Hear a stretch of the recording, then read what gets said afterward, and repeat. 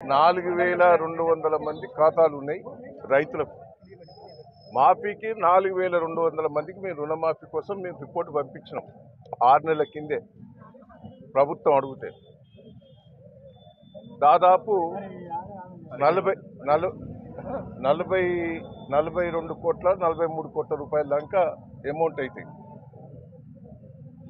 వచ్చినాయి 1500 మందికి. మాఫీ అయినాయి 15,000 కోట్లే. అంటే 43,000 కోట్లకు 15,000 కోట్లే మాఫీ అయినాయి. 66,200 మందికి అయితే 1,500కే అయినాయి.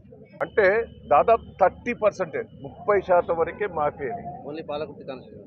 ఇక్కడ ఈ బ్యాంకుల అట్లా అన్ని బ్యాంకుల రిపోర్ట్ తెప్పించుకుంటే అట్లా 30%, 40% కంటే ఎక్కువ మాఫీ కాలేదు. సరే 2 లక్షలు దాటిన వాళ్ళకు మీరు మిగతా అమౌంట్ కట్టుకోమని మంత్రి గారు అంటాడు. అది ఉన్నది 10% కూడా లేదు. 2 లక్షలు దాటిన వాళ్ళు 10%. వీళ్ళ దగ్గర తిప్పుకొడితే 300 మంది ఉన్నారు. ఆల్రెడీ కట్టిండట వాళ్ళు కూడా. 2,50,000 వాళ్ళు 50,000 కట్టిండ్రు. భార్య భర్తల పేరు మీద ఈడ 2 లక్షలు ఆడ 2 లక్షలు ఉంటే భర్త కట్టి 2 లక్షలు కూడా ఉంచారు. అవి కూడా మాఫీ కాలేదు.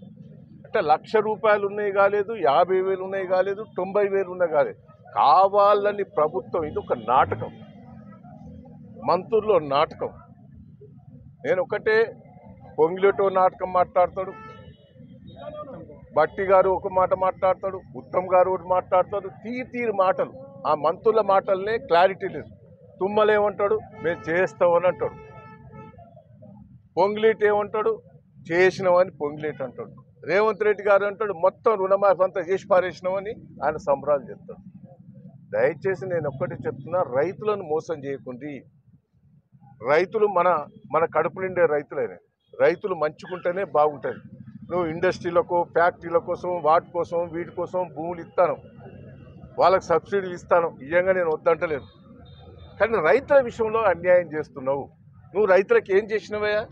8 నెలల నుంచి రైతులకు ఏం చేసావు చెప్పు? బస్తాలు, యూరియా బస్తాలు దొరుకుతలేవు, విత్తనాలు దొరుకుతలేవు, కరెంటు గోసగోసే, నీళ్లు రాలే. నువ్వు కాళేశ్వరం వంకబెట్టి నీళ్ళు ఆపినావు. రైతు బంధు 2 సార్లు ఎక్కువచ్చినావు. దయచేసి నువ్వు ఇన్ని తీర్ల రైతులను మోసం చేయ, రైతుల పొట్టగొట్టకు నాయన. ఇప్పుడిప్పుడే రైతులు పైకి వస్తాండ్రు. కేసీఆర్ దయ వల్ల నీళ్లు వచ్చినాయి.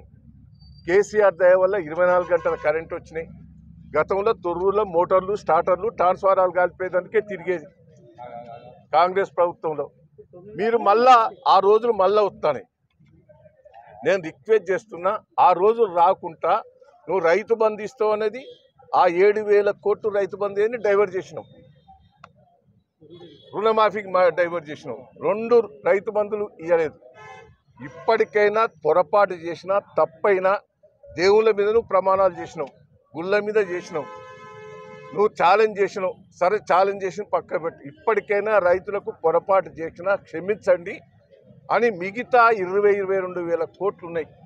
ఆ 22,000 కోట్లు వేసి కాళేశ్వరం నీళ్లు మా తొర్రూరు మండలం, పాలకుర్తి నియోజకవర్గంలో, వరంగల్ జిల్లాకు నీళ్లు వదిలిపెట్టి ఏర్పాటు చెయ్యి. 24 గంటల కరెంట్ ఇచ్చే ఏర్పాటు చేయి. రైతుకు పెట్టుబడి ఇచ్చే ఏర్పాటు చేయి. మోసం చేసినందుకు క్షమాపణ చెప్పి ఇవన్నీ కూడా రిలీజ్ చేసేదాకా టీఆర్ఎస్ పార్టీ మేము వదిలిపెట్టేది లేదు. రైతాంగం తరఫున పోరాటం చేస్తాం, సాధిస్తామని కూడా ఈ సందర్భంగా తెలియజేస్తున్నాం. 7,500 కోట్లే మేము మంజూరు చేయగలిగినాం, మాఫీ చేయగలిగినాం అని చెప్పింది. అంటే ఈ తీరుగా పొంతం లేని ప్రకటనలతోని రైతులందరూ కూడా ఆందోళన చెందుతున్నారు. కాబట్టి రైతులకు భరోసా కల్పించాలని ఈ కార్యక్రమం నిర్వహించడం జరుగుతుంది. ఈరోజు చూసినట్టయితే మా రైతు కేవలం 34,000 ఉన్నా కూడా ఈయనకు రుణమాఫీ కాలేదు. మా వెంకన్న గారు ఈరోజు 2,14,000 రూపాయలు ఉన్నాయి, 114 రూపాయలు, 2,114 రూపాయలు ఈయనకు మాఫీ కాలేదు. మా పెద్దనాయనకు 87,000 ఉంటే ఈయనకు మాఫీ కాలేదు. మరి పేడపల్లి సొసైటీలో ఒక్కటే. అంటే ఇది కేవలము హన్మకొండ, వరంగల్ వెస్ట్ నియోజక పరిధిలో ఉన్నటువంటి కొన్ని ఉదాహరణలు నేను చెప్తున్నా. ఈ తీరుగా లక్షలాది మంది ఇంకా మాఫీ కాలేదు. కాబట్టి చివరి వరకు రైతులకు ప్రతి ఒక్కరికి కూడా రుణమాఫీ చేసే వరకు మా పోరాటం ఆగదు. ఇదే కాదు, వారు ఇచ్చినటువంటి అన్ని హామీలు కూడా వేటాడి అమలయ్యే వరకు కూడా మేము చేస్తాము. మరి ఇంకొక ప్రమాదకరమైన ఇంకోటి బీసీలను మభ్యపెట్టినటువంటి కామారెడ్డి డిక్లరేషన్ కూడా అమలు కాకుండా ఈరోజు స్థానిక సంస్థ ఎన్నికలు పెడితే బీసీ లోకం ఉద్యమిస్తుంది. ఖచ్చితంగా మా సత్తా ఏందో చాడతామన్నటువంటి విషయాన్ని కూడా ఈ సందర్భంగా తెలియజేసుకుంటూ ఈ తీరుగా రైతులను, బీసీలను, మహిళలను, ఒంటరి మహిళలను, విద్యార్థులను, అన్ని వర్గాల ప్రజలను మభ్యపెట్టి మోసం చేసి దగా చేసినటువంటి ఈ కాంగ్రెస్ ప్రభుత్వము మరి ప్రజలు క్షమించారు కాక క్షమించారని సందర్భంగా హెచ్చరిస్తారు.